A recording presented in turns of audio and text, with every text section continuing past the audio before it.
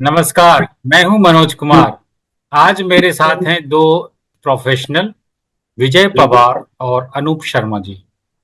अनूप शर्मा जी, आज की जो स्थिति है मार्केट की, जिसमें महंगाई बहुत ज्यादा है और लोग जो है मुश्किल से अपना जीवन यापन कर पा रहे हैं, तो आपको ऐसा क्या लगता है कि मार्केट की ओवरऑल स्थिति क्या है? लोग परेशान क्यों हैं? इसके बारे में आपसे जानना चाहूंगा। मनोज जी, एक तो मेन मुद्दा है महंगाई का। तो इसमें सरकारें आती है जाती है, उसके ऊपर कोई ध्यान नहीं देता है। सरकार का मतलब है वोट, वोट लिए उसके बाद वोट के बाद सरकार अपना चली जाती है। महंगाई बढ़ती रहती है। आज के जमाने में, आज के टाइम में एक गरीब आदमी कुछ नहीं कर सकता। एक हर चीज पे महंगाई है, हर चीज पे टैक्स है, उस पे जीएसटी है, सब कुछ है। तो रोजमर्रा की जिंदगी बड़ी तकलीफ से जी रहा आम आदमी। तो इसके लिए तो सरकार ही कुछ कर सकती है। आप सही बोल रहे हैं, लेकिन सरकार भी तो लोग के आधार पे ही जो है अपना काम करती है। अगर सरकार को, जैसे कि हमारे समाज में कोई महामारी आती है, जैसे कोरोना आया था, तो सरकार ने युद्ध स्तर पर काम करके कोरोना पे काबू करने के लिए बहुत से प्रयास किए। तो आपको ऐसा लगता है कि सरकार को भी ये समझना चाहिए कि महंगाई एक बहुत बड़ी इशू है। महंगाई के कारण अगर शिक्षा की अगर हम बात करें, खाना की अगर हम बात करें, या कोई डेवलपमेंट की बात करें, तो लोगों को बहुत परेशानी हो रही है। अभी देखिए हरियाणा में इलेक्शन हो रहा है। अगर लोग मन बना ले कि हमको वोट उन्हीं को देना है जो महंगाई पे काम करे, और अगर कोई भी रिप्रेजेंटेटिव अगर वोट मांगने के लिए आता है, तो उनको सुनिश्चित कराए कि अगर वो जब सरकार में आएगी तो महंगाई को लेकर के वो काम करेगी। तो आपको लगता है कि लोगों को भी इस तरह का एक अभियान चलाना चाहिए ताकि जो भी गवर्नमेंट में बैठे वो महंगाई पे ज्यादा काम कर सके? मनोज जी, सरकार तो 5 साल के बाद चेंज होनी चाहिए। कोई भी सरकार हो, चाहे बीजेपी हो कांग्रेस, आप किसी को भी सपोर्ट मत करो, परमानेंट किसी को मत रखो। अगर सरकार चेंज होगी सब कुछ चेंज हो जाएगा। महंगाई भी चेंज होगी, सारे मुद्दे चेंज होंगे। ठीक है ना। ये जो एक सरकार, अगर 10 साल के लिए एक सरकार लगातार बनती है तो वो किसी एक चीज को सपोर्ट नहीं करती है। वो जैसे हमारे आड़ती होते हैं, लाला होते हैं, उन लोगों को, जो बड़े बड़े इंडस्ट्रियल होते हैं, उनको जो फोकस करती है ज्यादा। तो इसलिए सरकार हर 5 साल के बाद चेंज होनी चाहिए, कोई भी हो, चाहे हरियाणा में हो, चाहे हिमाचल में हो, चाहे और सेंट्रल गवर्नमेंट की चेंज हो, सरकार हो। विजय जी, मैं सरकार चेंज आपसे होगी ये तो सारे मुद्दे, सरकार अगर चेंज होगी तो सारे मुद्दे सही होंगे सर।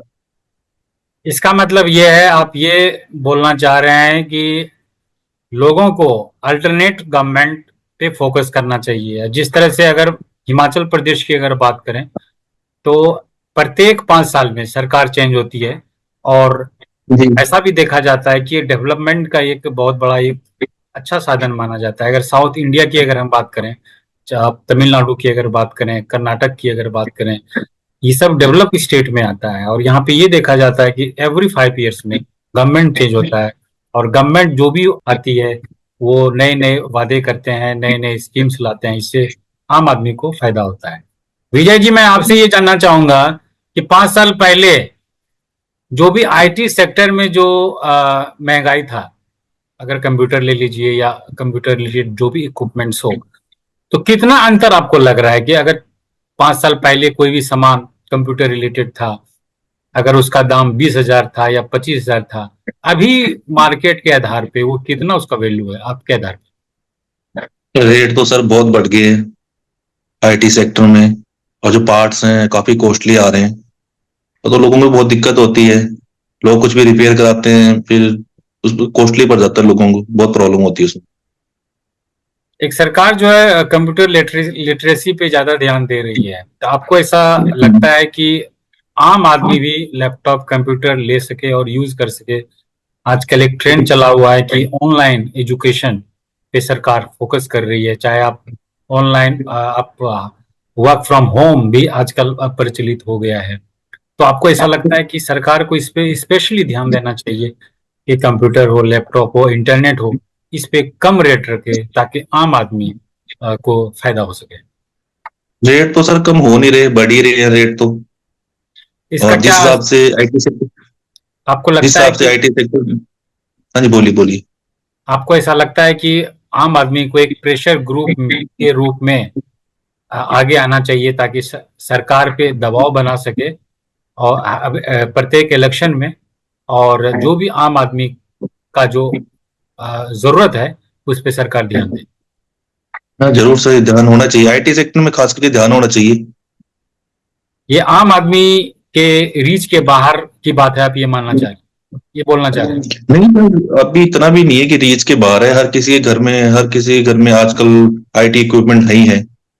इतनी भी महंगाई नहीं है आईटी इक्विपमेंट में, बट बूम तो कर ही रहा है आईटी इक्विपमेंट, रेट तो बढ़ ही रहे हैं।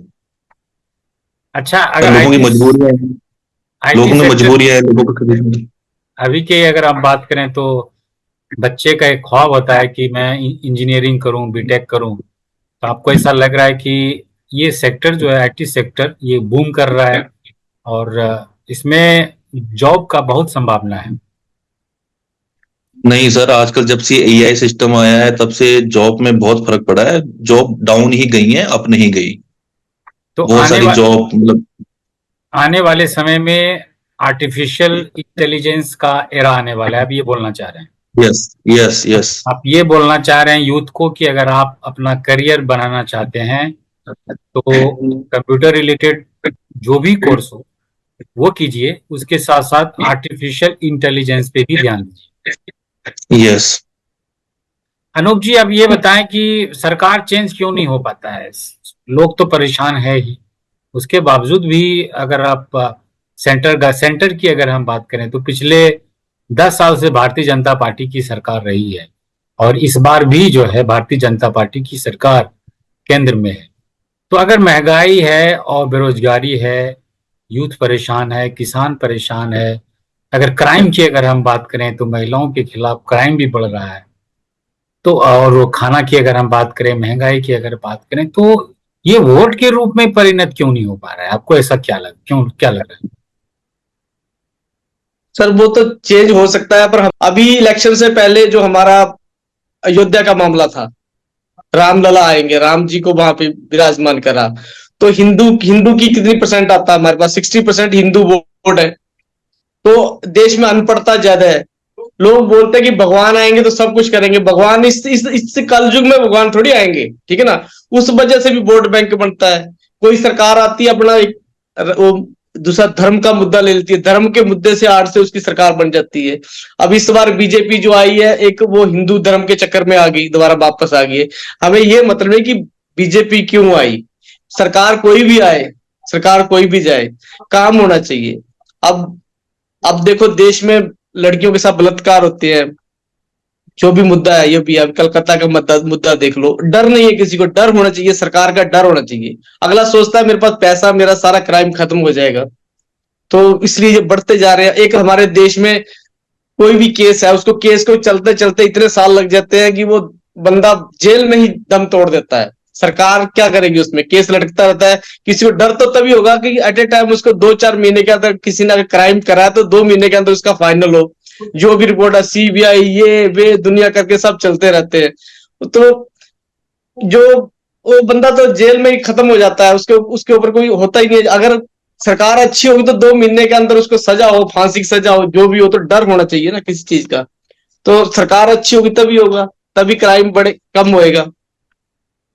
आप वैसे ही सही आपका बात महंगाई का मुद्दा है, महंगाई का मुद्दा भी यही है। अगर कोई व्यापारी जरूरत से ज्यादा सामान रखता है तो उसके ऊपर भी कार्रवाई होनी चाहिए।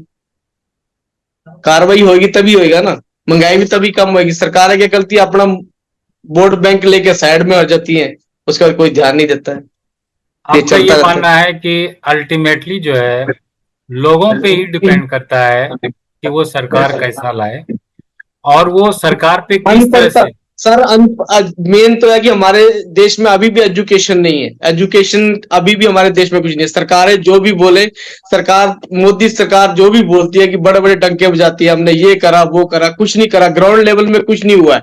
एक पुल या बड़े बड़ी बिल्डिंगें बना देने से समस्या हल नहीं होती है। जब बड़ी बड़ी सड़कें बनाने जैसे समझे, और जो सड़कें हैं हमारी, उसी को अगर आप रिपेयर करो बढ़िया ढंग से, सब कुछ चलता है। आप बड़ी बड़ी सड़कें का बना देते हो, पुल बना देते हो, फ्लाईओवर बना देते हो, उससे कोई समस्या हल नहीं होने वाली है आपकी।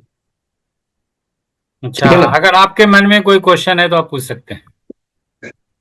मनोज जी? बस हम यही चाहते हैं कि हमारा देश अच्छी तरक्की करे और जो भी सरकार आए अच्छा काम करे। तो यही संदेश आपको मीडिया को देना चाहिए। देखिए मीडिया बोलता नहीं है सर। सर मीडिया बोलता नहीं सर। मीडिया मीडिया बोले तो सब कुछ हो सकता है। आज से 15 साल पहले मीडिया बोलता था, अब बोलता नहीं है। अब एक तरफा बयान होता है मीडिया का, हमेशा एक तरफा। जिस तरह से अगर कोई भी पार्टी हो, वो तीसरी बार अगर सत्ता में आए, और जी डेमोक्रेसी का ये मतलब होता है कि जिसकी बहुमत होगी उसी की सरकार होगी और उसी का आइडियोलॉजी आगे बढ़ेगा। आपको ये जी बात समझना होगा, जब तक लोग खुद डिसीजन नहीं लेंगे कि हमको कैसी सरकार चाहिए। अगर आप ये बात बोल रहे हैं कि मीडिया जो है आज वन साइडेड स्टोरी कर रही है, इसमें भी लोगों को आगे आना चाहिए।